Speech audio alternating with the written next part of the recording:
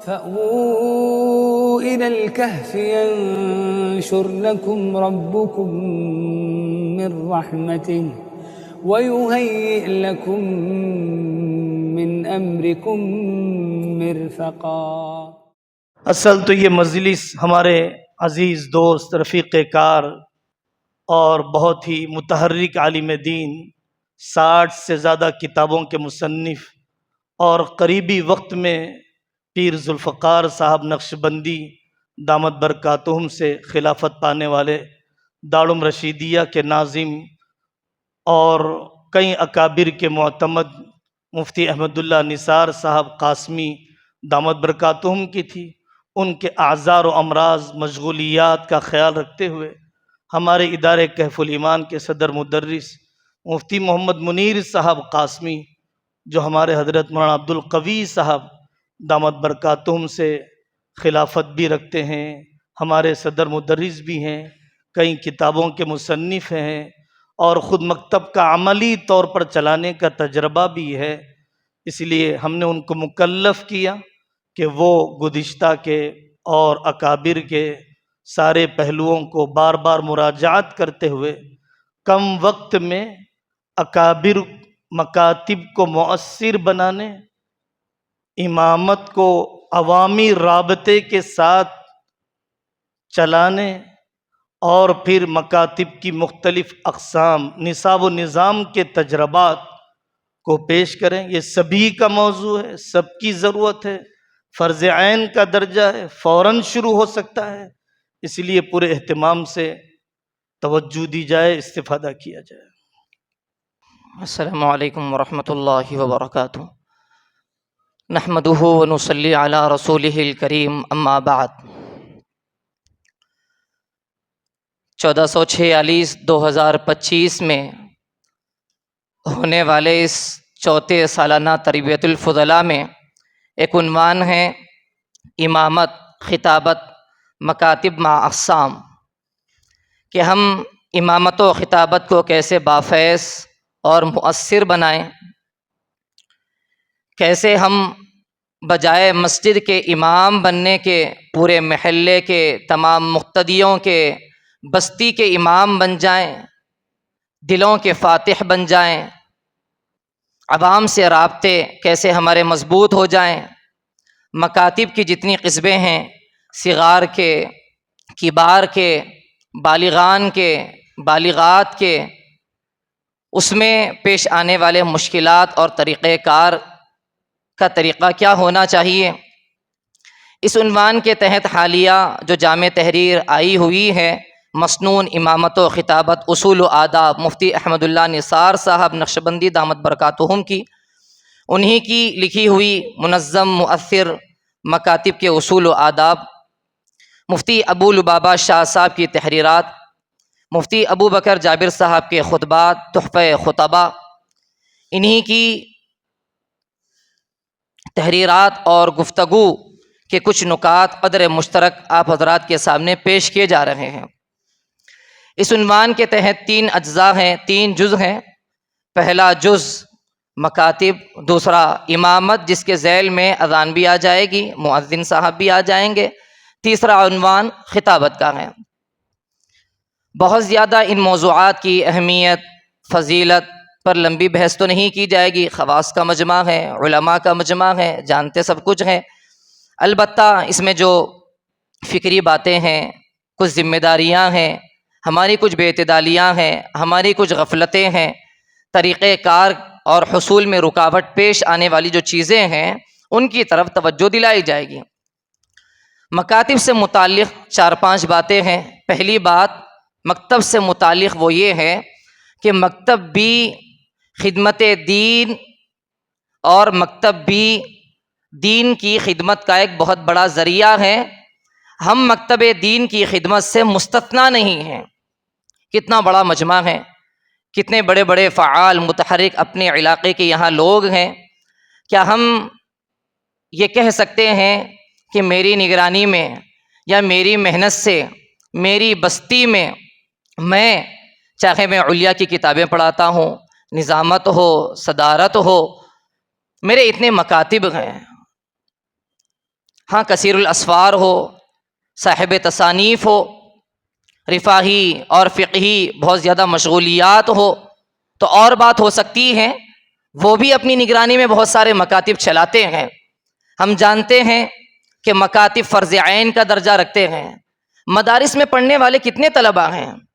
حضرت مولانا خالد سیف اللہ صاحب رحمانی دامت برکاتہم فرماتے ہیں 2 سے 3 رکھ لیجیے آپ 5% طلباء مسلمانوں کے مدارس میں پڑھتے ہیں، 95% طلباء مدارس میں نہیں پڑھتے ہیں۔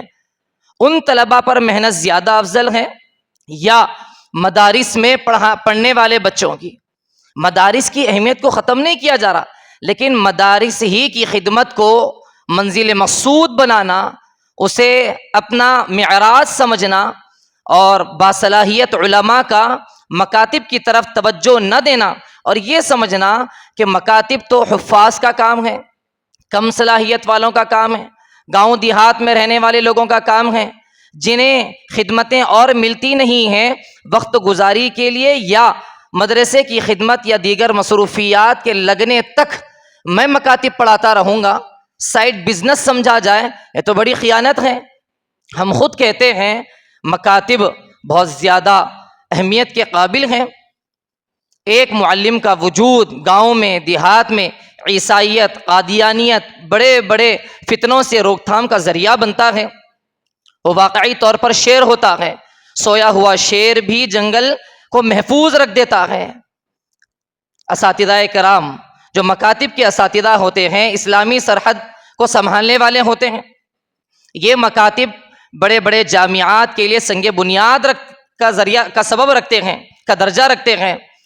مفتی محمود صاحب بارڈولی دامت برکاتہم جو خطبات مکاتب کے مصنف ہیں، وہ اپنے والد محترم کا مقولہ ذکر کرتے ہیں۔ جب ان کے والد محترم مولانا سلیمان صاحب جو تقریباً 50 سال تک انہوں نے مکتب کی خدمت انجام دی ہے، انتقال کا وقت قریب آیا تو ان کے بیٹے مفتی محمود صاحب اپنا تفسیر کا گھنٹہ چھوڑ کر آئے تو اس موقع پر ان کے والد محترم نے کہا کہ میرا دل یہ چاہتا ہے کہ جب میرا آخری وقت آئے میں مکتب کے بچوں کو ناظرہ قرآن پڑھاتا رہوں اور آپ ڈھابیل میں تفسیر پڑھاتے رہیں، ایسے وقت میں میرا انتقال ہو۔ مولانا الیاس صاحب رحمۃ اللہ علیہ 100 مکاتب کا خرچ دینے کے لیے میں تیار ہوں، پیٹ کاٹ کر۔ مولانا علی ندوی رحمۃ اللہ علیہ فرماتے ہیں عید کے لیے ہمارے بچوں 95% جو بچے مدارس کے حوالے نہیں ہیں، عید کے لیے نئے کپڑے نہ بھی ہوں غم کی بات نہیں ہے، لیکن بچوں کے بنیادی مکتب کی تعلیم کا نظام ہونا چاہیے۔ بڑا منظور نعمانی رحمۃ اللہ علیہ فرماتے ہیں ہم پیٹ کاٹ کر بھی مکتب چلانے کے لیے تیار ہیں۔ حسین احمد مدنی رحمۃ اللہ علیہ شیخ الاسلام فرماتے ہیں مکاتب دینیہ، یہ مدارس یہ بالکل امت کے لیے ریڑھ کی ہڈی کی طرح ہے۔ جیل میں سالہ سال رہنے کے بعد جنہیں انکشافات ہوتے ہیں، جو ان کا تجربہ ہے وہ یہ ہے کہ مکتب کی تعلیم کو مضبوط کیا جائے۔ شبیر احمد عثمانی رحمۃ اللہ علیہ فرماتے ہیں ناظرہ قرآن پڑھنے والا بچہ نکل جانے کے بعد جو کچھ بھی بنے سو بنے، کچھ بھی بن سکتا ہے، کافر نہیں بن سکتا ہے۔ ہم جانتے ہیں نیو ایجوکیشن پالیسی مسلط ہو چکی، ہم بیانات کرتے ہیں الحاد پر، ہم بیانات کرتے ہیں NEP سے متعلق، ہم رد الحاد کی کوشش کرتے ہیں، لیکن ہمارے بچے صبح چلے جاتے ہیں سوتے ہوئے 8 بجے، شام آتے ہیں اونگتے ہوئے، پوری ان کی محنت اور ان کی بشاشت کو چوس لیا جاتا ہے۔ 16 سال کی یہ مصروفیت 10th پاس ہونے سے پہلے تک اس نصاب و نظام کے زہریلے اثرات کیسے بچے میں مرتب نہیں ہوں گے؟ اور ان زہریلے اثرات کو ختم کرنے کا ہمارے اکابرین نے جو ذریعہ واحد بتایا ہے وہ یہی ہے کہ ہم اپنے ٹیوشن سینٹر قائم کریں اور مکاتب کو قائم کریں۔ کلینک اگر مضبوط چلتی ہے تو ہاسپٹل میں پیشنٹس بھی ملتے ہیں، جس کی کلینک مضبوط نہ ہو تو اس کے پیشنٹس بھی نہیں آتے ہیں۔ جن علاقوں میں مکاتب مضبوطی کے ساتھ چلتے ہیں ان علاقوں کے مدارس بھی بہت مضبوط ہوتے ہیں، اور جن علاقوں میں مکاتب کمزور ہو ان علاقوں میں مدارس بھی کمزور ہوتے ہیں۔ اس کی مثالیں آپ دیکھیں، گجرات، مہاراشٹر کے صوبے ہیں جہاں ایک ایک مکتب میں 700-900 بچے کامن ہیں، عام سی بات ہے. پونا اور ممبئی جیسے مصروف ترین شہروں کے اندر بھی مکاتب کے اندر بچوں کو دیکھا جاتا ہے. پالنپور کے علاقے، اورنگ آباد کی بعض مساجد.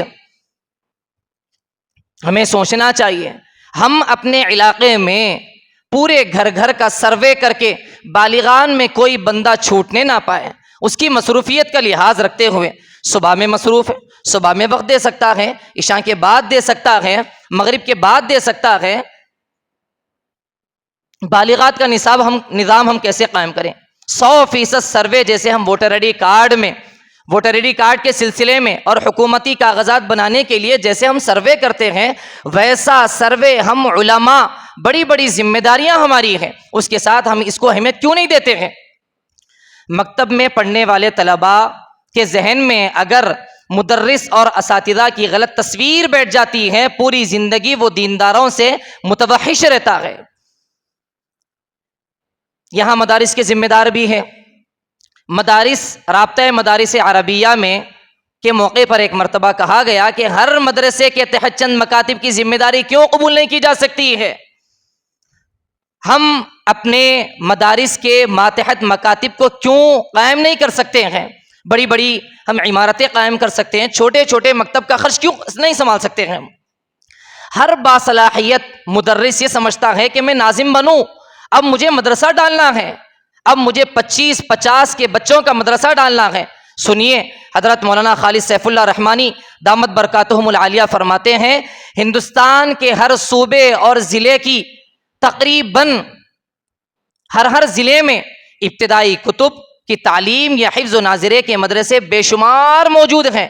بنیادی معیاری اچھی تعلیم دینے والی دینی درسگاہیں ہر ضلع میں موجود ہیں. نئے مدارس تقابل کے ماحول میں قائم کرنے کے بجائے مکاتب کی توسیع اور مکاتب کو بڑھانے کی ہم فکر کیوں نہیں کرتے ہیں؟ حضرت شاہ جمال الرحمن صاحب دامت برکاتہم العالیہ فرماتے ہیں، بخاری شریف پڑھنے پڑھانے والوں کو یہ بات نہیں بھولنی چاہیے کہ ان کے پڑھنے پڑھانے میں اس شخص کا بھی بڑا حصہ ہے جنہوں نے حروف تہجی پڑھائے ہیں، الف با تا ثا پڑھائے ہیں. ہمیں سوچنا چاہیے طوفان اور زلزلے، موب لنچنگ اور فسادات، قتل و غارت گیری چھوٹی چیز ہے. نسلوں کو زندہ رکھ کر ہندو بنا دینا یہ اس سے بڑی چیز ہے. طوفان و زلزلوں میں کیا ہوگا؟ کم از کم ہم ایمان کو باقی رکھ کر تو جائیں گے.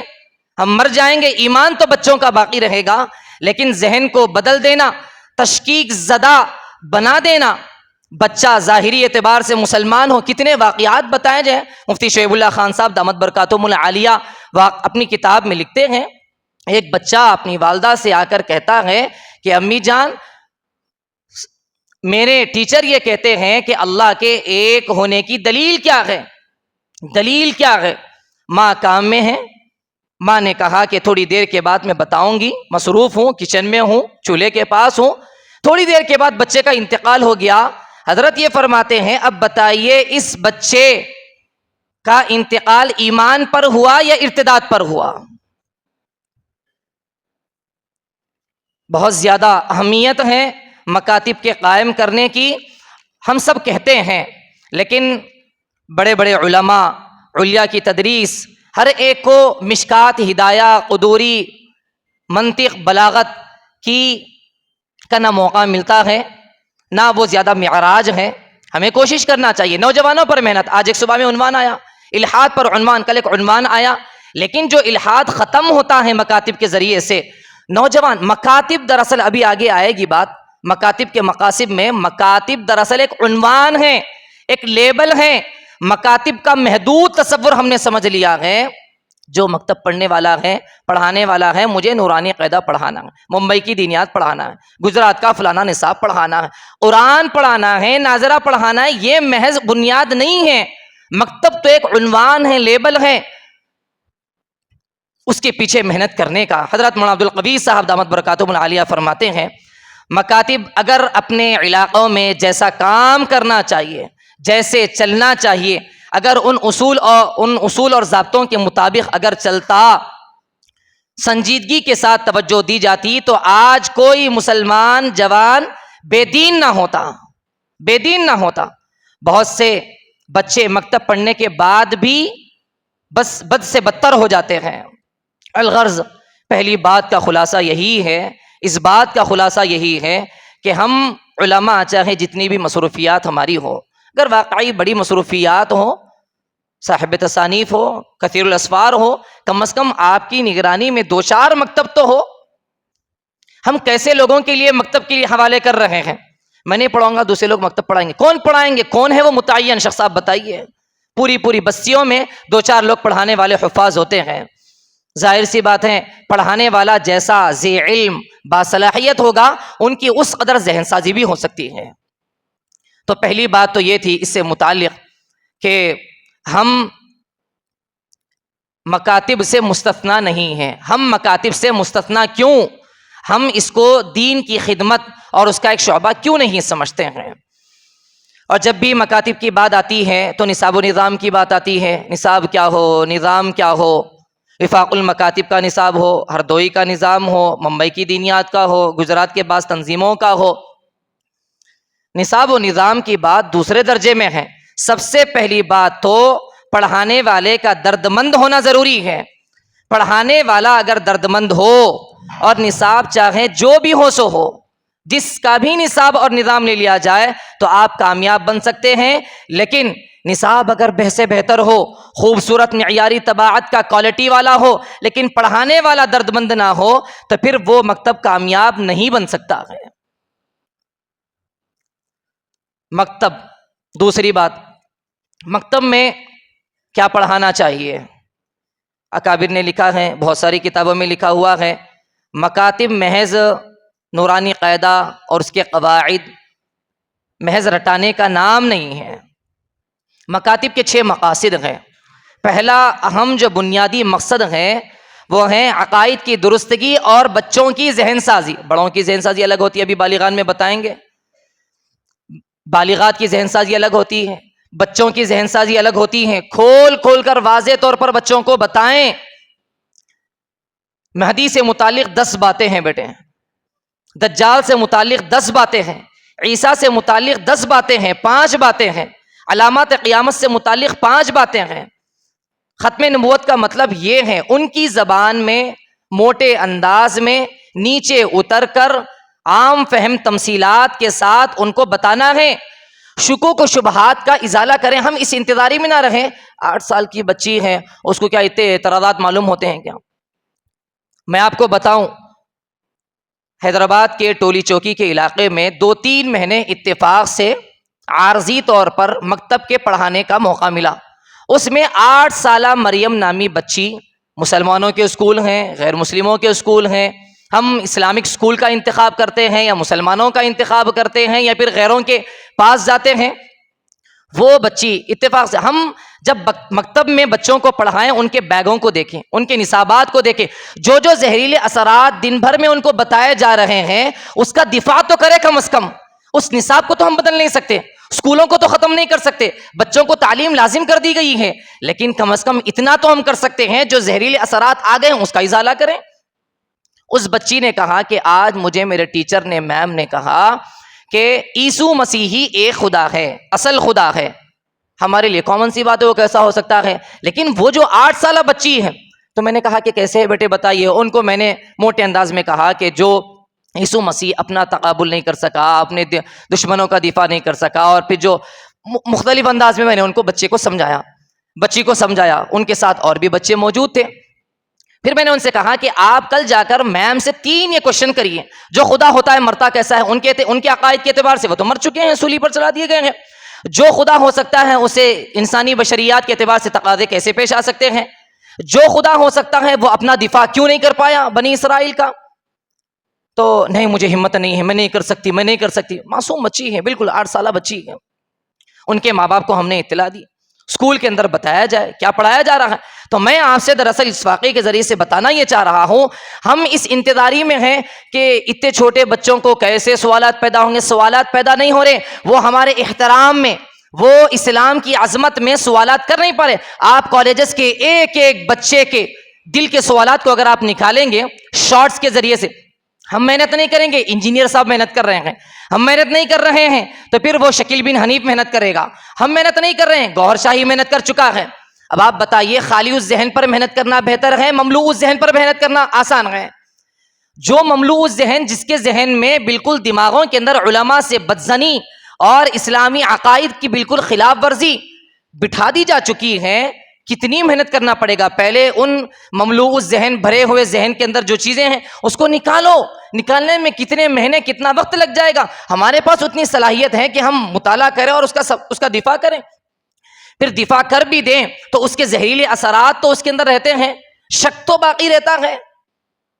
تو ہمیں سب سے بنیادی چیز جو ہمارے اکابرین کہتے ہیں مکتب میں، وہ یہ ہے کہ ذہن سازی کی جائے.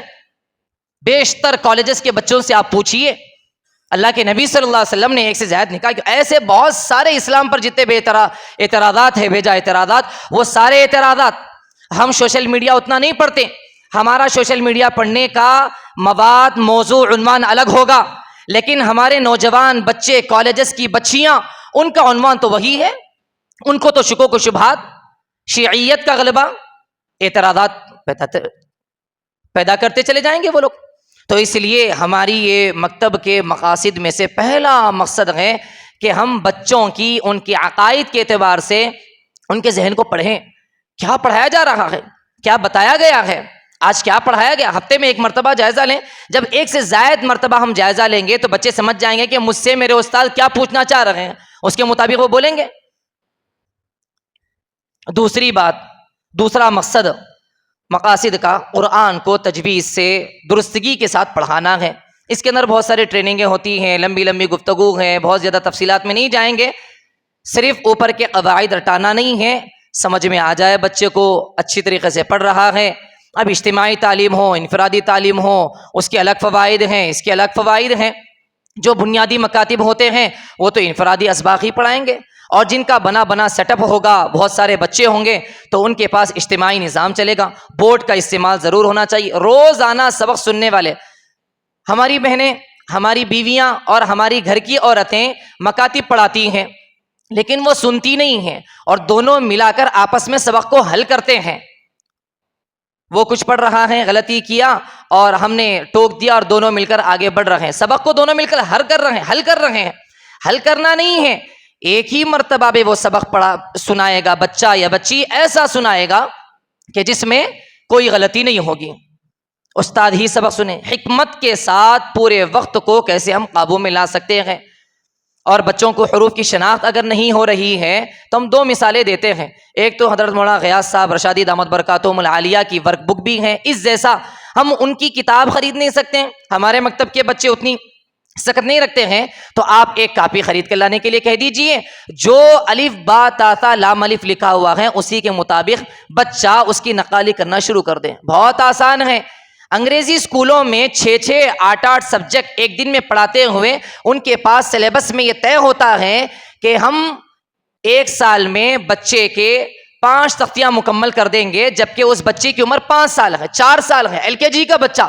تو ہمارے پاس مکتب میں آنے والا بچہ نورانی قاعدہ 4 سال میں ختم کیوں نہیں کرتا ہے، جبکہ ہم علماء ہیں، ہم باتجوید، ہم مجود ہیں.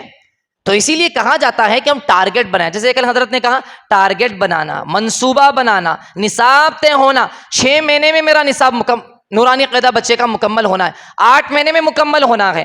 5 سے 6 سال کے بچے ہیں تو اتنے مہینے میں ان کا مکمل ہونا ہے، تب جا کر مکاتب کی ترقی ہوتی ہے. تیسرا مقصد ہے مکاتب کا سیرت کی تعلیم. سیرت کے سبق آموز پہلو بچوں کو سمجھ میں نہیں آتا ہے، اردو پڑھنا نہیں آتا تو استاد ہی بتائیں سبق آموز پہلو. کوئی اس کا اہتمام کریں. سمجھدار بچے ہوں تو ان کا ایک سپیچ ڈے رکھ سکتے ہیں. بچے 12 سال کے ہیں، 13 سال کے ہیں، 10 سال کے ہیں، بچوں کو پڑھا دیا جائے، اردو پڑھنا لکھنا آ گیا تو بچوں سے کہہ دے کہ آج اللہ کے نبی صلی اللہ علیہ وسلم کی پیدائش کا واقعہ آپ سنائیں گے، رضاعت کے واقعات آپ سنائیں گے، نکاح سے متعلق آپ سنائیں گے، غزوات آپ سنائیں گے. ایک ہفتہ پہلے، 10 دن پہلے آپ بچوں کو یہ موضوع اور عنوان دے سکتے ہیں. 1 سے زائد مرتبہ پڑھیں گے، استاد ٹریننگ دے گا. تو اس اعتبار سے صرف بولنا نہیں ہوگا، بلوانے کا کام بھی ہو جائے گا. ان سے مطالعہ کروائیں، حاصل مطالعے کا مطالعہ کریں، مطالبہ کریں ان سے. چوتھا مقصد ہے بنیادی ضروری مسائل. اس کے لیے کوئی بھی کتاب رکھیں آپ، بہشتی ثمر رکھ سکتے ہیں، تعلیم الاسلام رکھ سکتے ہیں. اکابر کا یہ جملہ ہے، ان کا یہ کہنا ہے، ان کا یہ تجربہ ہے کہ جو تعلیم الاسلام اچھی طریقے سے پڑھ لیتا ہے غیر مقلد نہیں بنتا عام طور پر، اور جو بہشتی ثمر پڑھ لیتا ہے وہ سنی نہیں بنتا ہے. مسلک کی چھاپ مکاتب کے اندر ہونا نہیں ہے، لیکن ہم مثبت انداز میں یہ مسائل جب بچوں کو ہم پڑھا دیں گے تو بچوں کو علماء کے علاوہ کسی اور طرف جا کر مسائل کے پوچھنے کی ضرورت پیش نہیں آئے گی. پانچواں مقصد ہے مکاتب کا دینیات اور ضروری احادیث، روزمرہ کی دعائیں، اذکار نماز، یہ ساری چیزیں، مفسدات نماز ہیں، صلاۃ ہیں، وضو ہیں، غسل ہیں، یہ ساری چیزیں ہوں. ایک اہم بات یہ ہے، حضرت مولانا خالد سیف اللہ رحمانی صاحب برکاتہم العالیہ نے بڑا لمبا تفصیلی مضمون لکھا ہے، اور بھی کتابوں کے اندر یہ لکھا ہوا ہے کہ موجودہ زمانے میں قرآن پاک کی تعلیم سے زیادہ ہمارے اس ارتداد زدہ ماحول میں اردو پڑھانے کا ہے. اردو نہ پڑھنے سے نہ تفسیر سے واقفیت ہے، نہ سیرت سے واقفیت ہے، نہ مسائل سے واقفیت ہے، نہ علماء سے دوستی ہے، کسی بھی اعتبار سے ہو جائے گا نہیں. اردو ہماری ایک زبان ہے جسے چھینا جا رہا ہے، ختم کیا جا رہا ہے. قرآن کا تو کوئی عام طور پر منکر ہوتا نہیں ہے. قرآن سے زیادہ اگر ہم بچوں کو اردو سکھا دیں گے، پڑھا دیں گے، تو بچہ اس اردو کے ذریعے سے بڑی بڑی کتابیں پڑھے گا، سیرت پڑھے گا، مسائل پڑھے گا، فرق پڑھے گا، اس کی ذہنی سطح کے اعتبار سے بالغان میں، بالغات میں. اور اہم چیز ابھی بالغان میں بات بتائی جائے گی کہ بہت سارے بوڑھے لوگ بھی آتے ہیں بالغان میں، 50 سال، 60 سالہ، 40 سالہ مصروف ترین شخصیات بھی آتے ہیں. ان کے پاس وہ اس وجہ سے بالغان کے مکاتب سے بدکتے ہیں کہ ہمارے کو مصحف شروع سے پھر وہی الف باتا تھا پڑھاؤ بولتے، ہاں عین نکلتا نہیں، ہمارا سبق آگے بڑھتا نہیں، اور ہمارا کوئی مکتب میں 1 گھنٹہ ضائع ہو رہا ہے. ظاہر سی بات ہے، نفسیات ہیں، ہم بھی ہو تو وہی کہیں گے، اور ہم بغیر تجوید کے آگے پڑھانا بھی نہیں چاہتے. تو ان کے لیے 2 طریقے ہیں. جنہیں آواز نکلتی ہی نہیں ہے وہ معذور ہیں، ان کو اسی طریقے سے قدرے آگے بڑھا دیا جائے اگر وہ معذور ہیں، اگر ان کو نکلتی ہی نہیں ہے، اس قدر بڑی عمر کے ہیں. دوسرا اس سے آسان اچھا طریقہ یہ ہے کہ ان سے کہہ دیا جائے کہ 1 گھنٹے میں، 40 منٹ میں، آدھے گھنٹے میں 5 سے 10 منٹ آپ کو نورانی قاعدے کے 2 حروف پڑھنا ہے، چھوڑ دیجئے. 25 منٹ، آدھا گھنٹہ یا 45 منٹ آپ کو اردو پڑھنا ہے. اردو میں نہ ہا ہے، نہ عین ہے، نہ غنہ ہے، نہ اخفا ہے. دلچسپی بڑھے گی. بہت سارے اکابر بھی کرتے ہیں، ہم نے بھی چھوٹا سا تجربہ کر کے دیکھا. 11 دن میں اردو سیکھ لیتے ہیں لوگ، 15 دن میں اردو سیکھ لیتے ہیں.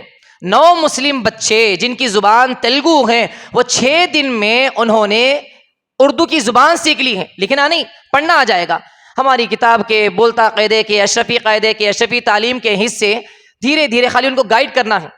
5 بچوں کا ایک حلقہ بنا سکتے ہیں، بالغان میں ہو یا پھر صغار کے اندر ہو. وہ بچے پڑھیں گے وہی حروف جو عربی میں ہیں وہ اردو کے اندر ہیں، 7 حروف کا اضافہ ہے. بتا دیا جائے تو بچے خود بخود اسباق 10 صفحے، 15 صفحے، 20 صفحے پڑھیں گے، آگے بڑھیں گے، پھر اس کے بعد ان کو آگے بڑھا سکتے ہیں. تو ان کا وقت ضائع ہونے سے بچ جائے گا. یہ 6 باتیں تھیں مقاصد کی، دینیات کے اور مکاتب کے مقاصد سے متعلق. اردو کتابوں میں کہانیوں سے متعلق علماء نے لکھا ہے. کہانیوں میں بچوں کو اسحاق ملتانی صاحب کی، عبد الملک مجاہد صاحب کی، مائل خیر آبادی صاحب کی، افضل حسین صاحب کی، ملت والوں کی ترتیب دی ہوئی سچی کہانیاں، انبیاء کے واقعات، اس جیسی کتابیں ان کو مطالعے میں دی جا سکتی ہیں. کہانیوں کے ذریعے سے ذوق ہوتا ہے، اردو سیکھ لیتے ہیں بچے. تیسری بات ہے مکاتب سے متعلق مکتب کو مضبوط کرنے کے اور کیا طریقے ہیں. مختصراً مکتب کو مضبوط کرنے کے لیے سرپرست کی نگرانی ہو، سرپرست ہو، کسی کی سرپرستی میں، کسی کی نگرانی میں ہو، کسی کی ماتحتی میں ہو. عام طور پر ہم نوفارغ علماء، ہم نوجوان علماء کا یہ مزاج بنتا جا رہا ہے، ہم کسی کی ماتحتی کو قبول نہیں کریں گے. بار بار ان کو بلانا، جانا، پوچھنا، یہ سب نہیں ہوتا. ترقی کیسے ہوگی؟ روح کیسے آئے گی؟ اغلاط کا ازالہ کیسے ہوگا؟ بے اعتدالی کیسے ختم ہوگی؟ ہمارے ذہن میں اور ان کی ذہن کا ہم تقابل کیسے کر سکتے ہیں؟ ان کی فکر، ہماری سوچ، ان کی اعلیٰ ذہانت. تو اس لیے کسی کی سرپرستی میں ماہانہ اصلاحی مجلس بھی ہم رکھ سکتے ہیں. ماہانہ ضرور جائزہ ہو. جس مکتب میں جائزہ نہ ہو، امتحانات نہ ہو، تو وہ مکتب بہت زیادہ کامیاب نہیں بن سکتا ہے. اس کے بہت سارے طریقے ہیں. انعامات کا نظام ہو، روزانہ کی تعلیم میں ہم یہ کر سکتے ہیں، رمضان کا، بچوں کا رمضان۔ مولانا الیاس گھمن صاحب دامت برکاتہم کی ایک مرتبہ کتاب پر جب نگاہ پڑی تھی، اسی موقع پر چھوٹے چھوٹے جو بالکل 7-8 سال کے بچے ہیں، ایک طریقہ یوں دیکھا گیا، ہم نے دیکھا ہے کہ بچوں کو روزانہ کا ایک سبق دیا جائے۔ سبق پڑھ لیا، دینیات سے بچہ فارغ ہو گیا، اردو پڑھ لیا ہے، اس کے بعد جانے سے پہلے بچوں آج کا سبق وہ یہ ہے، جو بھی مل جائے سلام پہلے کریں گے، امی کو سلام کریں گے، ابو کو سلام کریں گے، بھائی کو سلام کریں گے، ایک کمرے میں جا کر سمجھایا گیا، بتایا گیا۔ دوسرے دن کارگزاری لی گئی، کتنوں کو آپ نے سلام کیا بتائیے، تو بچے کہیں گے 10 مرتبہ ہم نے امی کو سلام کیا، یہ کیا وہ کیا۔ ایک سبق اس کے دل میں بچے کے دل میں بیٹھ گیا۔ دوسرے دن سبق دیا گیا کہ جو بھی کام کریں گے اچھا کام، وہ ہم سیدھے ہاتھ سے کریں گے، چھوٹی چھوٹی سنتیں ایک ایک دن میں بتائیں گے، روزانہ کی کارگزاری لیں گے، بچے کے دل میں غیر محسوس طریقے سے وہ چیزیں، وہ سنتیں اور یہ اچھی صفات بچے کے دل میں بیٹھتی چلے جائے گی۔ یہ بھی طریقہ ہے، نصاب متعین ہونا چاہیے۔ چوتھی بات مکاتب سے متعلق، کامیاب استاد اور ہماری سزائیں۔ بہت زیادہ لمبا موضوع ہم نہیں کریں گے اس کا، مختصراً 4-5 باتیں اس سے متعلق بتائیں گے۔ کامیاب استاذ تو وہ ہوتا ہے، مکاتب کے اندر بھی، مدارس کے اندر بھی مار پیٹ کا بھی نظام ہے، اور پھر کامیاب مدرس کسے کہتے ہیں، اس سے متعلق بہت مفصل صفحات میں مثالوں کے ساتھ لکھا ہوا ہے، مختصراً ہم آپ کو بتائیں۔ دیکھیے، کامیاب استاد تو وہ ہوتا ہے جو اپنے بچپن کو یاد کرے، جسے اپنا بچپنا یاد ہو، اس کی شرارت یاد ہوگی، اس کے کھیل تماشے یاد ہوں گے۔ ناکام استاد وہ ہے جو چھڑی کا استعمال کرے۔ مولانا الیاسی رحمۃ اللہ علیہ فرماتے ہیں، جب تک طالب علم کو چپت یعنی تماچا چپاتی سے زیادہ لذیذ نہ ہو جائے، تب تک بچے کو مار پیٹ نہیں کرنی چاہیے۔ ایک استاد نے حضرت مولانا عبدالقوی صاحب سے پوچھا کہ میں نے 5-6 سال کے بچے کو پٹائی کر دی اور ہاتھ اٹھا دیا۔ حضرت نے جواب دیا کہ آپ کو کل قیامت کے دن سوال ہوگا، نہ شرعاً ہمارے لیے اپنی سگی اولاد، حقیقی اولاد کو ہم مار سکتے ہیں، ایسا کوئی اصلاح کا طریقہ نہیں ہے، اور نہ ہم ان جو مکتب میں پڑھنے والے امانت والے بچے ہوتے ہیں، امانت ہے وہ بچے، ان کا وقت امانت ہے، ہم ان بچوں پر بھی ہاتھ نہیں اٹھا سکتے۔ اسی لیے بعضوں نے یہ ترتیب بتائی ہے کہ ہم اپنے مکتب میں اپنی حقیقی اولاد کو بھی ضرور پڑھائیں، یا اپنے بھتیجے بھانجوں کو ساتھ میں رکھیں، تو اندازہ ہو گیا کہ ان کو مارنے میں جو درد اور تکلیف ہوتی ہے، وہ درد اور تکلیف ان کے ماں باپ کو بھی ہوتی ہے۔ ہم نظر انداز بھی کرنا چاہیں، بچوں کا زیور ہے شرارت، غلطی پر اچھائی کا سلوک کرنا چاہیے، گھر کو لے کر جائے، سر پر ہاتھ رکھیں، ہمت افزائی کے الفاظ ہونے چاہیے، ماشاءاللہ بہت اچھا آپ نے کام کیا، شفقت والا پیغام۔ پوری نبی صلی اللہ علیہ وسلم کی سیرت کو اگر ہم دیکھیں، تعلیم و تربیت میں کیا آپ نے ہاتھ اٹھایا ہے؟ کیا آپ نے تعلیم دی ہے؟ محبت کا پیغام دینا چاہیے بیٹے کے ذریعے سے، باوقار ہو، بے وقاری نہ ہو، ٹوپی اتار کر، پان کھاتے ہوئے، پیروں کو لمبا کرتے ہوئے اور فونوں کو دیکھتے ہوئے، جسمانی خدمت لیتے ہوئے، وضاقتہ نامناسب ہے، بے تکا مار دینا ہے، انگلیوں کو مروڑ دینا ہے، چہرے پر، جانور کے چہرے پر مارنے سے منع کیا گیا ہے۔ کمزور طلبہ کا ساتھ دیں، جوڑیاں بنا دیں، ان کا نام لے کر دعا کریں، اپنی تنخواہ میں سے انعامات، اگر ہماری تنخواہ 4000 بھی ہو، مکتب کی 3000 بھی ہو، 100 روپئے بجائے صدقہ کرنے کے انعام کے عنوان سے کیا ہم اپنے بچے کو نہیں دے سکتے ہیں؟ 100 روپئے میں 10 قلم آ جائیں گے۔ حضرت مولانا عبدالقوی صاحب دامت برکاتہم فرماتے ہیں، استاد میں جتنی روحانیت ہوتی ہے، اتنا اثر اس کی زبان کی تاثیر میں ہوتی ہے۔ ہمارے اندر جتنی ہم روحانیت پیدا کریں گے، اتنی تاثیر ہماری زبان کے اندر ہو جائے گی۔ ہم غلط تأثر پیش نہ کریں، ہمارا تعلق شیوخ سے ضرور ہونا چاہیے۔ عامتاً ہم اپنی ناکامیوں کا صحرا معصوم بچوں پر ڈال دیتے ہیں، بچے پڑھتے نہیں ہیں، شریر بچے ہیں، آتے کھیل لیتے بیٹھ جاتے ہیں۔ مسابقے کا ماحول بنائیں۔ ترکی اور عرب کے بعض ممالک میں دیکھا گیا کہ اساتذہ کے ہاتھوں میں ضرور ان کے پاس چاکلیٹ کے ڈبے ہوتے ہیں، وہ چاکلیٹوں کے ذریعے سے بچوں کا استقبال کرتے ہیں۔ ایک مسجد کے باہر لکھا ہوا تھا کہ ان معصوم بچوں کو نہ مارو، اس لیے کہ یہ مستقبل کے آنے والے زمانے کے یہی مسلی ہیں، مسلی تو یہی بننے والے ہیں۔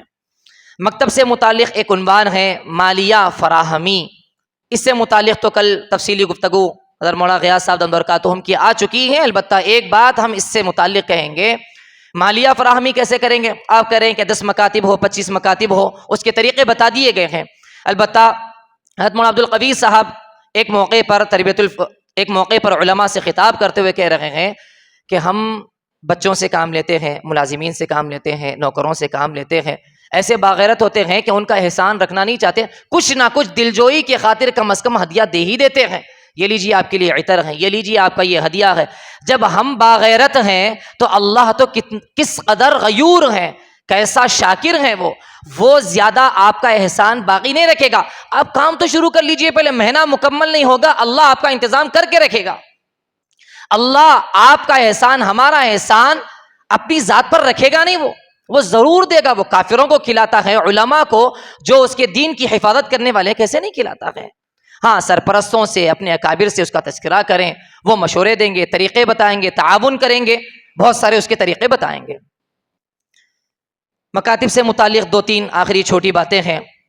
ٹیوشن، مکتب پڑھانے، ٹیوشن پڑھانے میں اکابر تو یہی کہتے ہیں کہ ٹیوشن پڑھانا اور مکتب پڑھانے میں، مکتب میں بچہ باادب ہوتا ہے، ٹیوشن میں نہیں ہوتا ہے۔ العلم لا یأتی ولکن یؤتی الیہ، علم کسی جگہ سفر نہیں کرتا ہے، اس کی طرف سفر کروایا جاتا ہے، وہ اس کی طرف سفر ہوتا ہے۔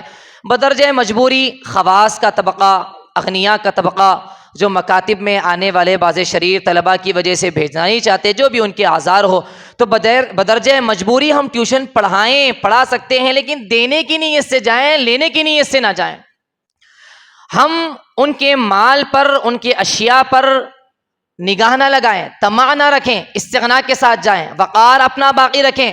مراہقہ اور 9 سال سے 12 سال کے درمیان بچیاں بالغ ہوتی ہیں، ایسے بچیوں کو نہ پڑھائیں، سختی سے ہمارے اکابر اس کو منع کرتے ہیں۔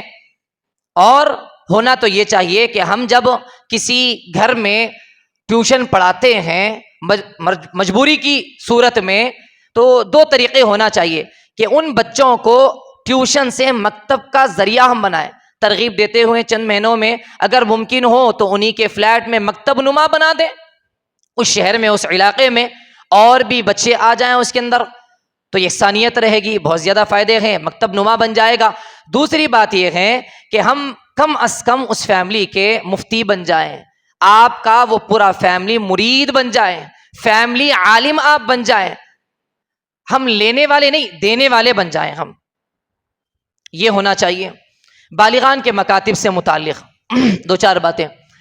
بالغان پر تو ہم محنت کرنا ہی نہیں چاہتے ہی نہیں ہیں، اور ہم یہ کہتے ہیں کہ دعوت و تبلیغ کے لوگ ہیں، آتے نہیں ہیں، آٹو والے ہیں، آتے نہیں ہیں، وہ لوگ رات میں دیر سے آتے ہیں، آتے نہیں ہیں، محنت کرنا نہیں جانتے۔ نکڑوں پر، چبوتروں پر اور ان جیسے، کم از کم آپ کالجز کے بچوں کو ٹارگٹ بنا کر، کتنے گھنٹے پڑھتے ہیں وہ ڈگری میں؟ 4 گھنٹے پڑھتے ہیں۔ ٹاپر آنے والے ہمارے مسلمان بچے کتنے ہیں؟ رینکر آنے والے کتنے بچے ہیں ہمارے پاس؟ 24 گھنٹوں میں سے 18 گھنٹے پڑھنے والے کتنے بچے ہیں؟ آپ محبت کی زبان میں جاتے ہی، سب سے پہلے ہم تربیت کی باتیں کیے بغیر محبت کی زبان میں، پیار کی زبان میں، دینے کے جذبے اور ان کے پورے خوبیاں بتاتے ہوئے 11 دن میں ہم آپ کو اردو سکھا دیں گے۔ آپ آئیے، یہ چیزوں کا خلا ختم ہو جائے گا۔ چند سوالات، شبہات، اعتراضات سوال کر کے اور ان کو کچھ جوابات دیتے ہوئے مکتب کی طرف لانے والے، کوشش تو کریں، 100 پر کوشش کریں گے، اس گلی میں 25، اس گلی میں 12، اس گلی میں فلانے، ہم محنت کریں گے تو کم از کم 15 لوگ تو آ جائیں گے، 15 کو دیکھ کر 20 آ جائیں گے۔ حضرت مولانا عبدالقوی صاحب فرماتے ہیں کہ ہم بالغان میں ایسی محنت کریں، ایسا پڑھائیں ان لوگوں کو کہ جن پڑھانے والے طلبہ جو بالغان کے ہیں، ان کو ایک مکتب اگر دے دیا جائے تو وہ سنبھالنے کے قابل بن جائیں، کیونکہ مکاتب میں صرف قرآن پاک پڑھایا نہیں جاتا، بالغان میں جیسے کہ ابھی بتایا گیا اردو کا زیادہ فروغ ہونا چاہیے، بہت آسانی کے ساتھ ان کو محسوس ہوگا کہ ہمیں آ رہا ہے۔ بالغان میں بہت سارے لوگ کوشش بھی کرتے ہیں، کوشش انہوں نے کی ہے، ان کے فون کا استعمال کیسے قابو میں لایا جائے۔ کالجز کے بچے ضرور آ جائیں گے، وہ علماء سے دوستی رکھنا چاہتے ہیں، وہ مسائل سے واقفیت رکھنا چاہتے ہیں، وہ شکوک و شبہات کا جواب لینا چاہتے ہیں، تو ان سے یہ تجربات کیے گئے ہیں۔ بتائیے کہ دنیا میں سب سے زیادہ شراب کہاں بک رہی ہے؟ شراب پینے والے مسلمانوں کی کتنے فیصد لوگ شراب پی رہے ہیں؟ وہ لوگ فونوں کے اندر رات بھر دیکھتے ہیں، دوسرے دن آ کر بتاتے ہیں۔ ہمارے علم کے اندر بھی اضافہ ہوتا ہے، فون کا صحیح استعمال ہوتا ہے۔ دنیا میں سب سے زیادہ خودکشی کرنے والے کون سے مذہب کے لوگ ہیں؟ کس ملک میں ہو رہا ہے؟ وہ لوگ بتاتے ہیں ہر منٹ کے اندر اتنے خودکشی کرنے والے ہیں، اس ملک کے اندر زیادہ کرنے والے ہیں۔ فلم ایکٹرز میں خودکشی کرنے والے کتنے ہیں، ہارٹ اٹیک آنے والے کتنے ہیں، خلا ڈیوارس ہونے والے کتنے ہیں، وہ لوگ تحقیق کریں گے، فون کا صحیح استعمال ہو جائے گا. زنا اور ریپ کتنی جگہ، یہ چند مثالیں دے رہا ہوں میں. جم کے فوائد کیا ہیں، نقصانات کیا ہیں. اس طریقے کے اگر ان کو کام دیں گے، جو ایک سے زائد شادی کرنے والے لوگ کتنے ہیں وہ لا کر بتا رہے ہیں ان کے اتنے 16,000 بیویاں ہیں، یہ ہیں وہ ہے. تو ہم کو علم دینے کی ضرورت نہیں ہے، ان کو خود گوگل مفتی کے ذریعے سے علم حاصل ہو رہا ہے اور ان کو بڑا اعتماد ہوتا ہے. تو اسی لیے ایسا کام ہو. اور ان سے یہ کہا جا سکتا ہے کہ ہر جمعرات کو یا ہر ہفتے کو آپ لوگوں کی 3 منٹ کی سپیچ ہوگی. ماں باپ کے بارے میں آپ آ کر بتائیں گے، بیوی کے حقوق سے متعلق آپ بتائیں گے، اولاد کی تربیت سے متعلق آپ بتائیں گے مسا کیسا محنت کرنا. آپ مواد بھی دیجئے، رہبری بھی کر دیجئے. وہ فونوں پر دیکھے گا، وہ گوگل کے اندر بھی دیکھے گا، رہبری بھی ہو جائے گی. ان کی زبان سے بیویوں کی شفقت، والدین کی عظمت، بچوں کی تربیت اور اس جیسے معاشرے کے اندر نماز کے فضائل کیا کیا ہے بتائیے، نماز کی اہمیت کیا کیا ہے. وہ خود محنت کرے گا، بولنے کی عادت ہو جائے گی اور پھر وہ مکتب چلانے والا بھی بن سکتا ہے. تو بالغان پر محنت کرنے کا یہ طریقہ ہے، یہ طریقہ ہے. مایوس نہ کریں ان کو. قرآن سے زیادہ اردو. اور حتیٰ کہ بعض اکابر یہ کہتے ہیں، بعض علماء، کہ جیسے مومنہ کورس ہیں مردوں کا بھی ایسے ہی بنایا جا رہا ہے، بناتے ہیں لوگ، چلا بھی رہے ہیں. ہم ان سے یہ کہہ سکتے ہیں کہ اگر بچہ 3 سال سے، کالج کا بچہ ہے، 18 سال سے بچہ ہمارے مکتب میں آ چکا ہے، 22 سال ہو چکے ہیں، کیا ہم اس کو خالی بہشتی سے ہی پڑھاتے رہیں گے؟ کیا ہم اس کو تعلیم الاسلام ہی پڑھاتے رہیں گے؟ کیا ہم ذکر حبیب ہی پڑھاتے رہیں گے؟ کچھ آگے کی باتیں بھی ہیں. ہم یہ کہہ سکتے ہیں کہ جو بالغان میں سمجھدار اردو سیکھنے والا، اردو سیکھنے کے بعد 3 سال دے دے گا، 2 سال دے دے گا عربیت کے بغیر، ہم اس کو مولوی بنا دیں گے. فقہی مسائل پورے بتاتے چلے جائیں گے، راستہ اس کو دے دیں گے. ہم سیرت تاریخ ہم پڑھا دیں گے، آسان تفسیر قرآن مجید یا حضرت مفتی تقی عثمانی صاحب کا ترجمہ ہم پڑھا دیں گے، معارف الحدیث ہم پڑھائیں گے. اس جیسی کتابیں اس کی ذہنی سطح کے اعتبار سے، مشورے کے ساتھ ذہنی سطح کے اعتبار سے، ہر ایک کو برابر ایک ہی ہاڈی سے اللہ کا نہیں جا سکتا ہے. فرق، مسالک، مذاہب کا وہ مطالعہ کر سکتے ہیں، آگے ان کو بڑھایا جا سکتا ہے. یہ ہے بالغان سے متعلق چند باتیں تھی. یہ بالغان سے متعلق تھی. بالغات سے متعلق 2-3 باتیں بہت اہم ہیں. بالغات میں سب سے بہترین محفوظ طریقہ یہی ہے کہ ہم اپنی گھر کی عورتوں کو لے کر بالغات کے مکاتب کو شروع کریں. بہت بڑا المیہ ہے، ہم سوچے تو، ہم تصور کریں تو اندازہ ہوگا. بہت بڑا المیہ یہ ہے کہ علماء کی گھر کی عورتیں نکاح ہونے سے پہلے تو وہ پردے کے ماحول میں عالمیت، مومنہ کورس، کچھ تو دینی تعلیم حاصل کر رہی تھی، لیکن جو ہی عالم دین کے نکاح میں آئی، پڑھنا لکھنا بند ہو چکا ہے. کیا زچگیوں کے ساتھ، والدین کی خدمت کے ساتھ، اولاد کی تربیت کے ساتھ، اولاد کی کثرت کے ساتھ پڑھانے والی نہیں ہے؟ کیا ہم نے نہیں دیکھا ہے؟ یہ کتنا بڑا المیہ ہے. علماء کی بیویاں رہتے ہوئے نہ ہم پڑھانا جانتے ہیں نہ پڑھنا جانتے ہیں. ایسے واقعات ہم نے سنا. تحفۃ الفقہاء بدائع الصنائع کا واقعہ، اور ہم نے ابو وداع سعید بن مسیب رحمۃ اللہ علیہ کی بیٹی کا واقعہ، بغداد کے واقعات ہم سنتے ہیں. کہاں چلے گئے آپ؟ روزانہ سبق پڑھ رہے تھے.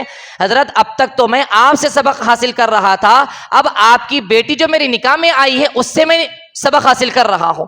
ایسی خواتین تھیں.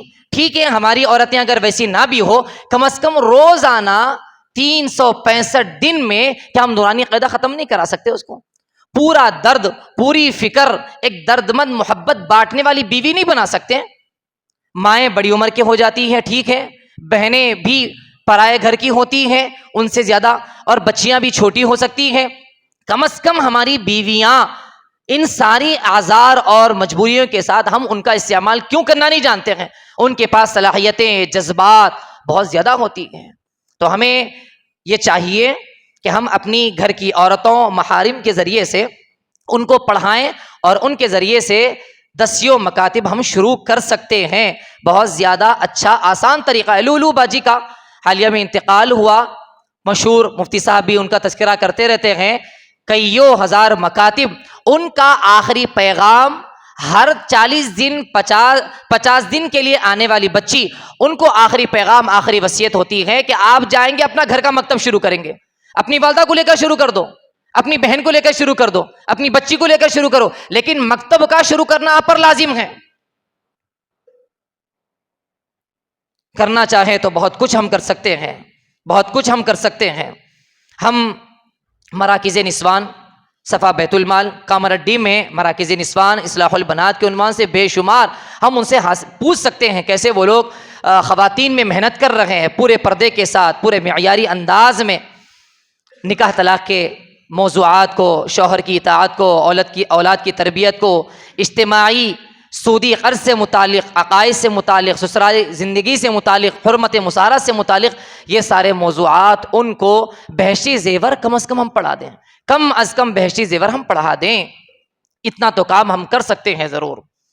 تو یہ مکاتب سے متعلق 4-5-6 باتیں ہوئی ہیں. بالغان, بالغات, ٹیوشن, کامیاب مدرس, مالیہ فراہمی, اور ہم مکتب سے مستثنیٰ کیوں, اور مکاتب کے مقاصد. یہ 6-7 باتیں تھیں مکاتب سے متعلق.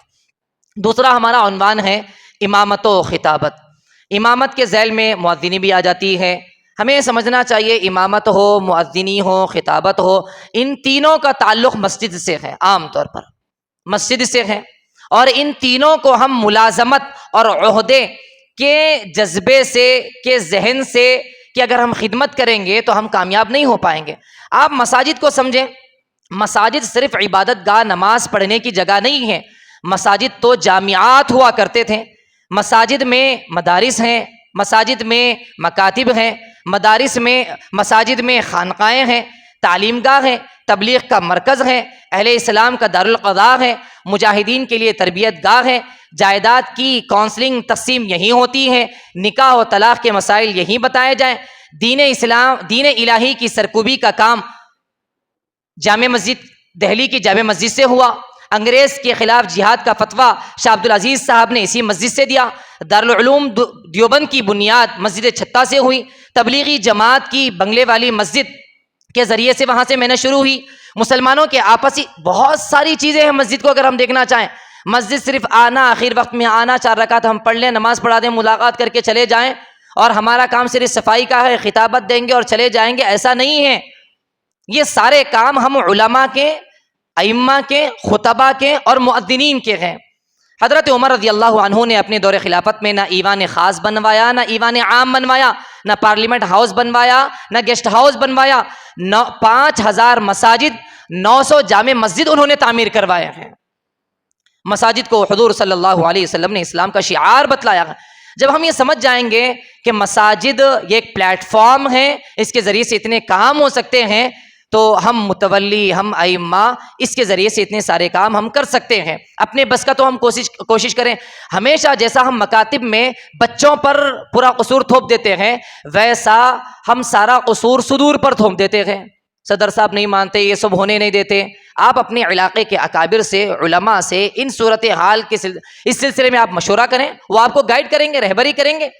ہدیہ باہر دے سکتے ہیں, ان کو ہدیہ نہیں دے سکتے. محبت کی زبان ہم ان سے استعمال نہیں کر سکتے ہیں.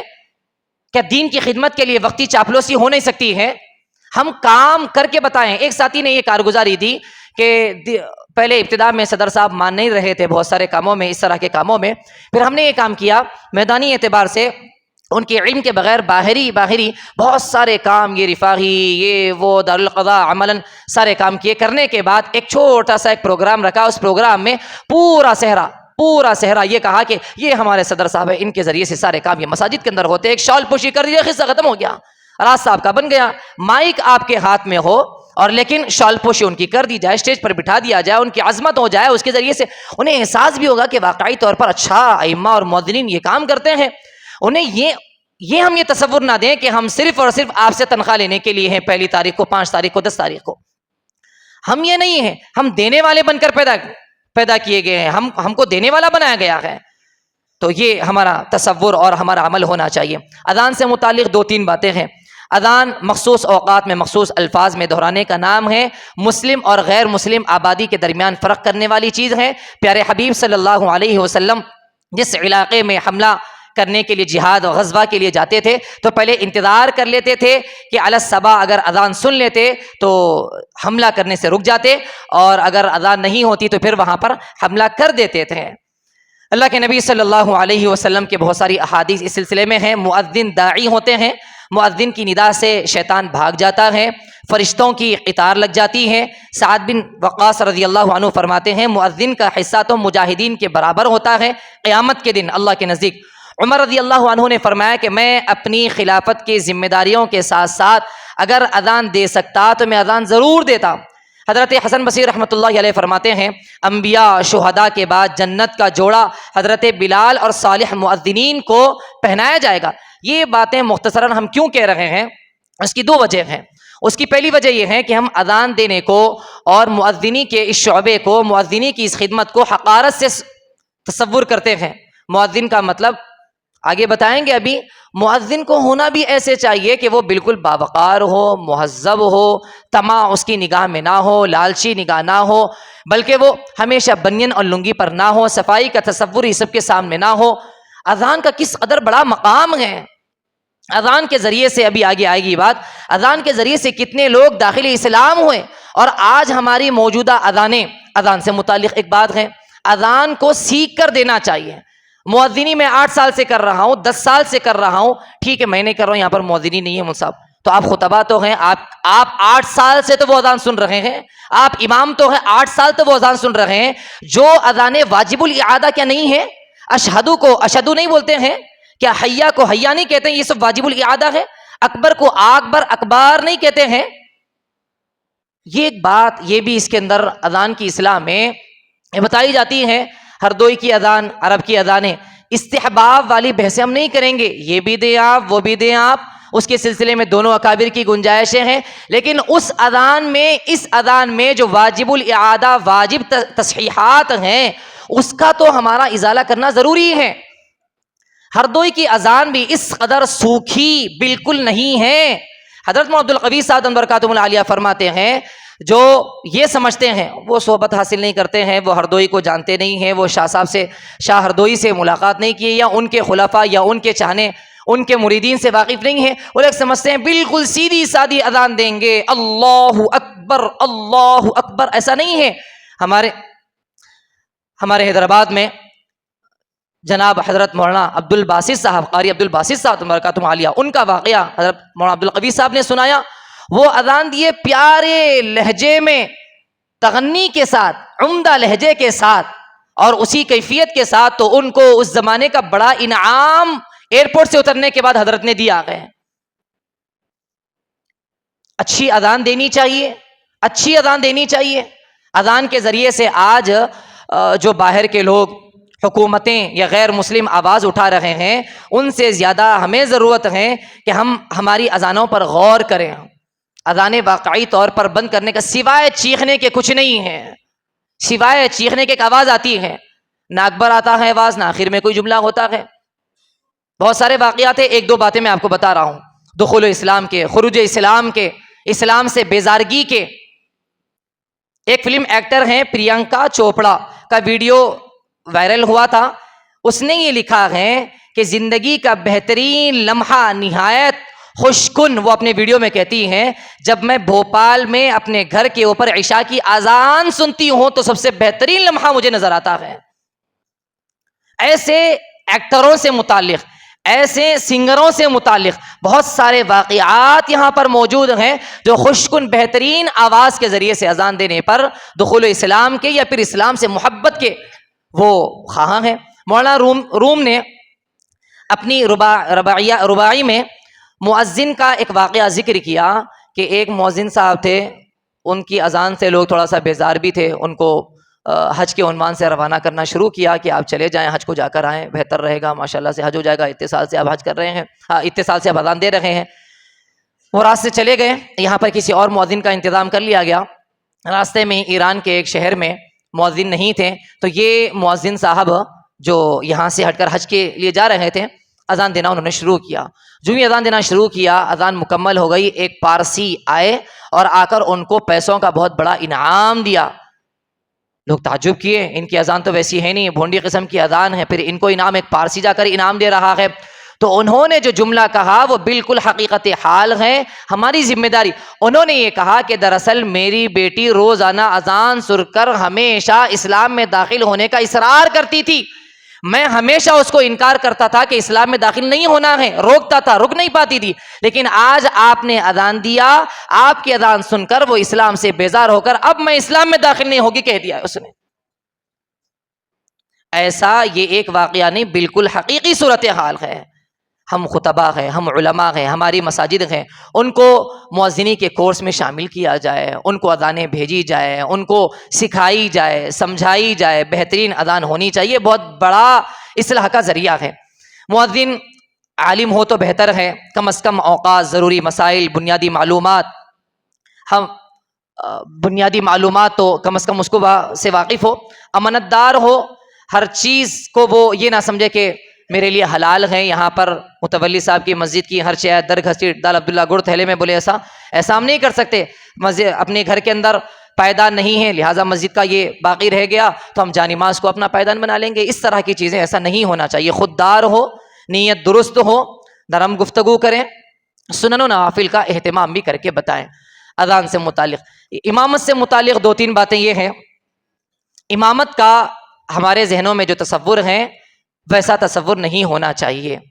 مفتی اشرف علی باقوی رحمۃ اللہ علیہ جو محتمم دارالعلوم سبیل الرشاد بنگلور، وہ فرماتے ہیں کہ نبی پاک صلی اللہ علیہ وسلم کے زمانے سے لے کر آج تک بلا تبدیلی جاری اگر کوئی سنت ہے تو وہ امامت والی ہی سنت ہے۔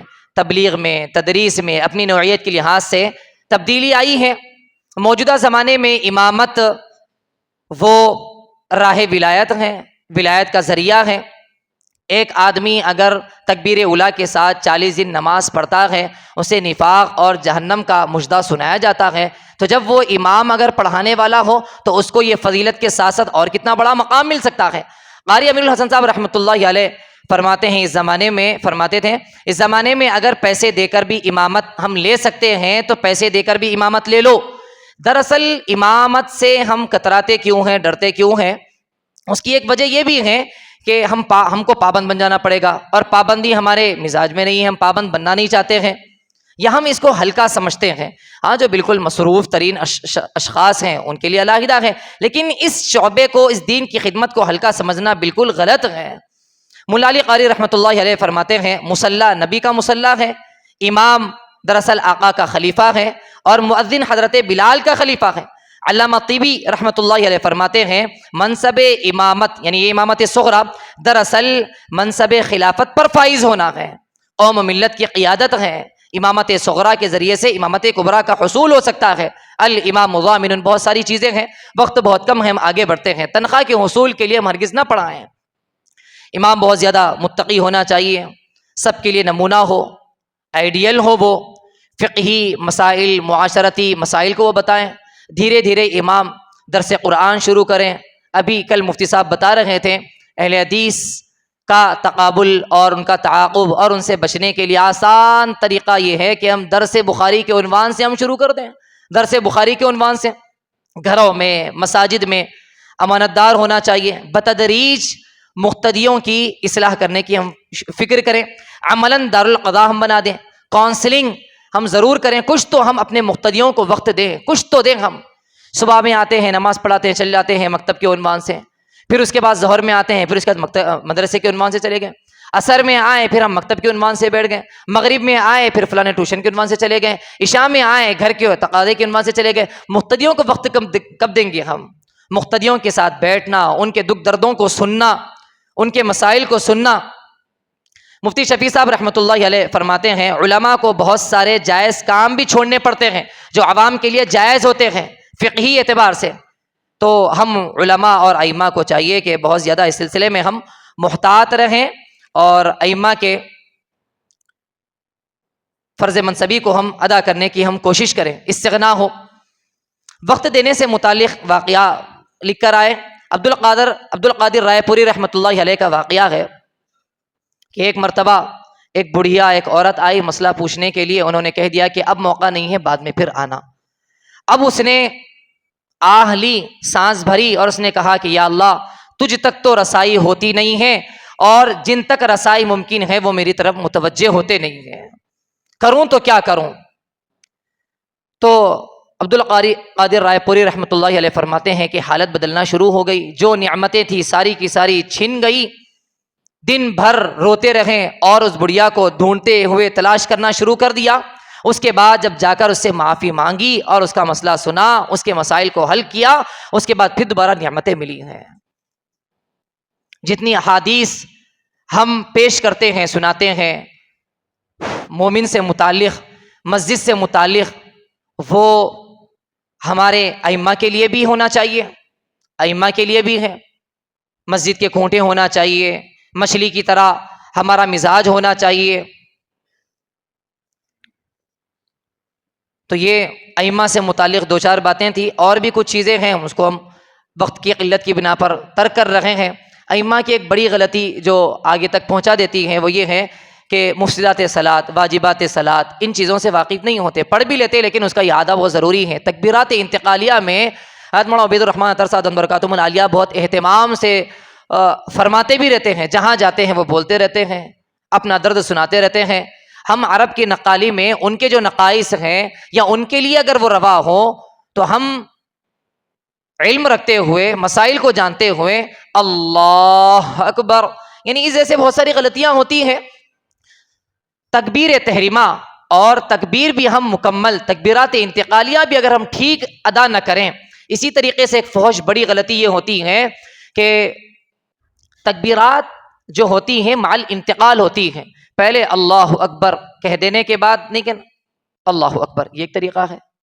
اللہ اکبر ایک طریقہ ہے، یعنی پہلے تکبیر کہیں بعد میں عمل ہو۔ دوسرا طریقہ پہلے عمل ہو بعد میں تکبیر ہو۔ صحیح طریقہ یہ ہے تکبیر مال انتقال ہو۔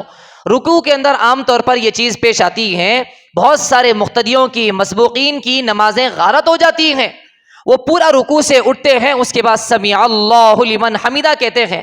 امام جب رکوع سے سر اٹھا دیا ہے، لیکن آنے والے لوگ جو رکوع کو پانا چاہتے ہیں، امام کے رکوع سے اٹھنے کے بعد اللہ اکبر کہہ کر رکوع میں جاتے ہیں، جبکہ وہ امام صاحب رکوع سے سر اٹھا چکے ہیں، ان کو رکوع نہیں ملا، رکعت نہیں ملی۔ لیکن مسبوقین، ان لوگوں کے ذہن میں یہ ہے کہ ہمیں تو رکعت مل چکی ہے، پوری نمازیں ان کی ختم ہو چکی ہیں، ایک رکعت کے بغیر کہ نماز مکمل ہوتی ہے۔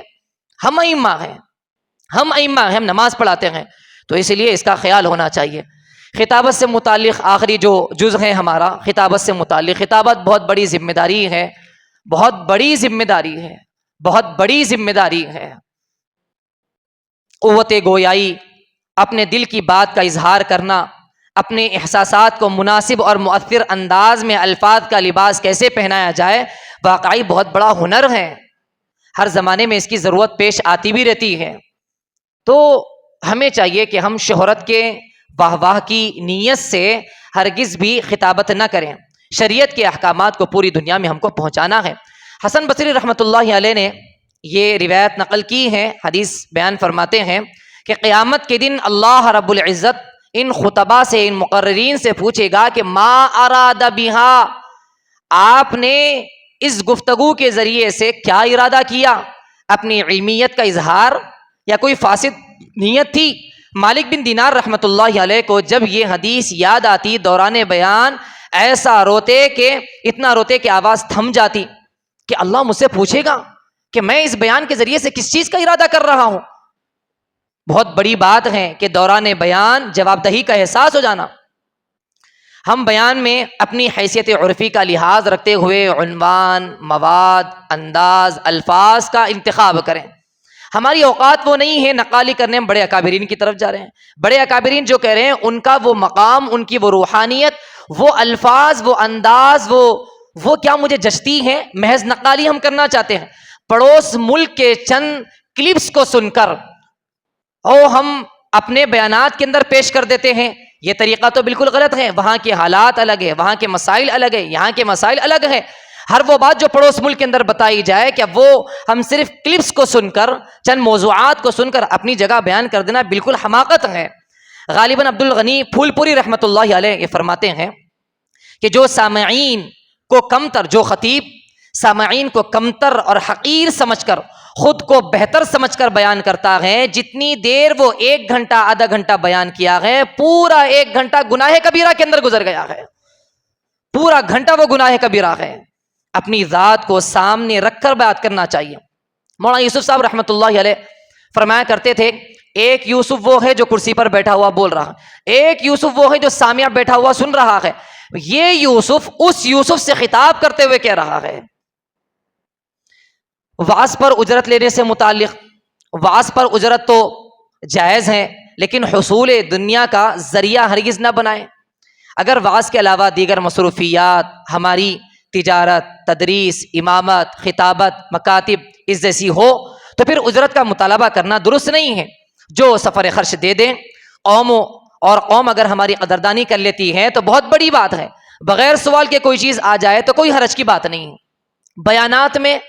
بیانات برجستہ بھی ہوتے تھے، بیانات کی ایک قسم برجستگی ہے، جیسے کہ مولانا ابوالکلام آزاد رحمۃ اللہ علیہ اور قدیم زمانے کے اکابرین گھنٹوں برجستہ کہا کرتے تھے۔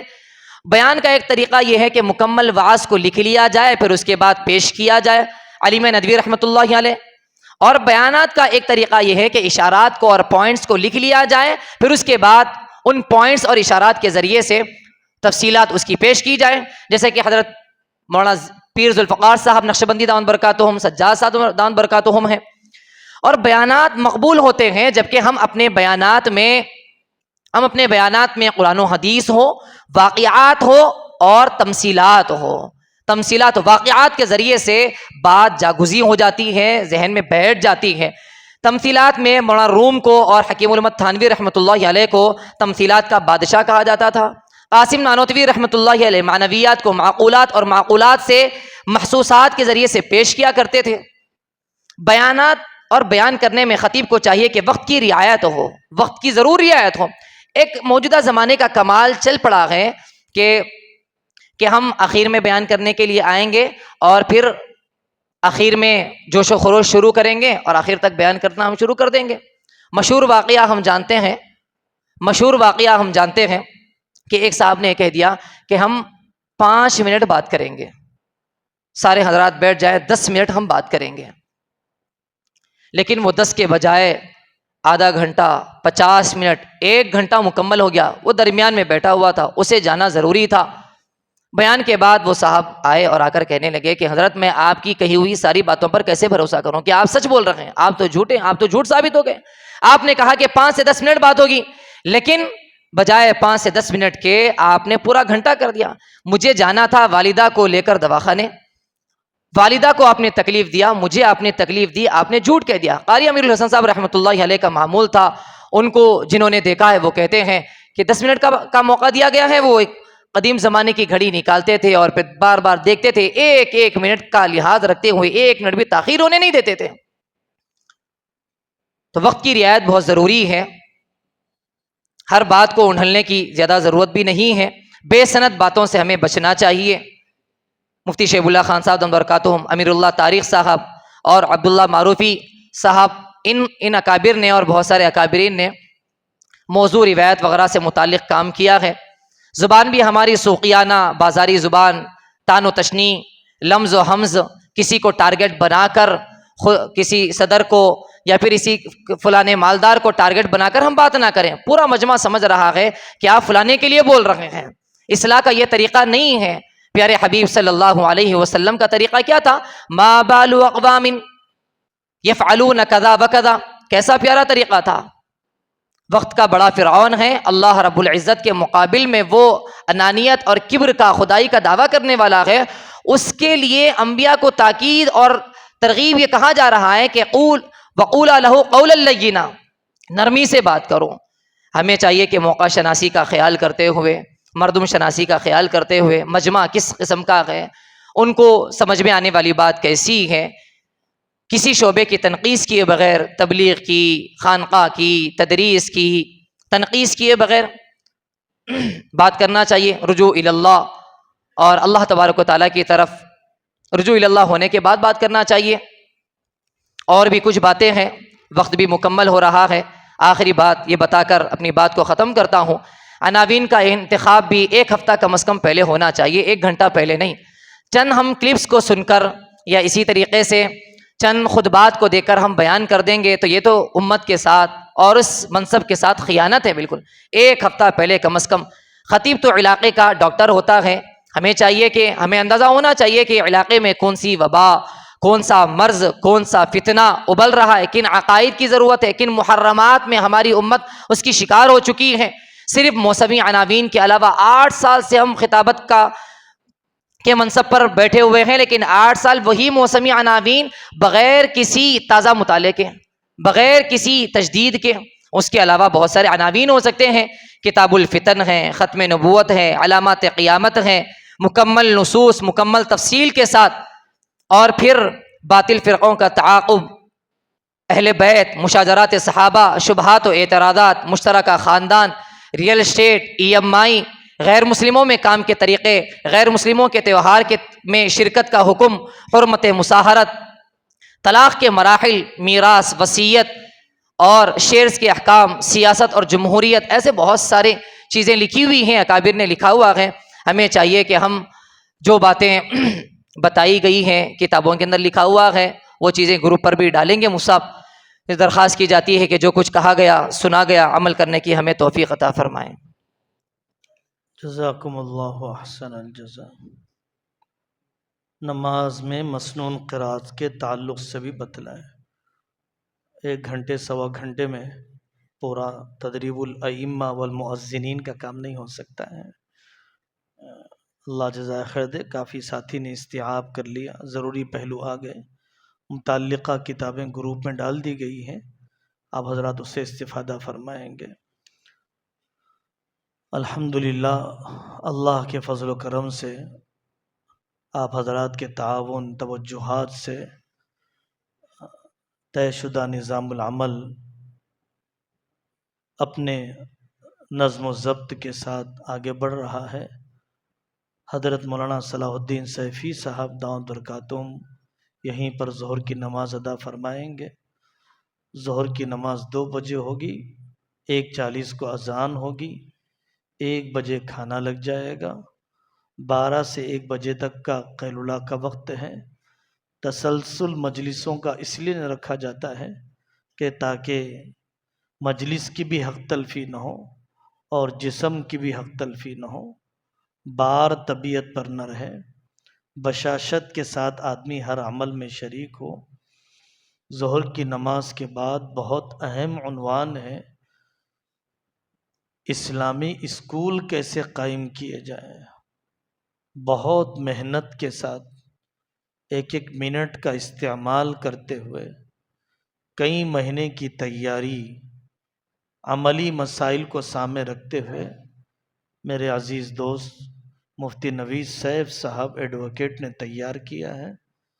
خالص عملی چیزیں قیام کرنے میں اسکولوں کے جن پہلوؤں کو سامنے رکھنا چاہیے، تو ظہر کے بعد وہ مجلس ہوگی، اور پھر اس کے بعد حضرت مولانا سیفی صاحب دامت برکاتہم کے ملفوظات و افادات ہوں گے، اور مغرب کے بعد حضرت مولانا خالد سیف اللہ رحمانی صاحب اور ہمارے حضرت شاہ جمال الرحمن صاحب، ہمارے اکابر کے خطابات اور دعا ہوگی۔ اللہ تعالیٰ اس کو قبول فرمائے۔ دوسرا اہم اعلان یہ ہے کہ جن حضرات کے ٹرین کے اوقات مغرب کے بعد جنہیں نکلنا ضروری ہے، عصر کے بعد جنہیں نکلنا ضروری ہے، وہاں کاؤنٹر پر اپنے اوقات بتلا دیں تاکہ سواری کا نظم کر لیا جائے۔ ویسے اولا اوبر کے کار یہاں تک آتے ہیں، جو حضرات اس سہولت کا استعمال کرنا چاہتے ہیں کر سکتے ہیں، اور جو حضرات تربیت الفضلاء کے منتظمین کی خدمات سے فائدہ اٹھانا چاہتے ہیں تو ساتھی جی جان سے معمول کے مطابق خدمت کے لیے تیار ہیں۔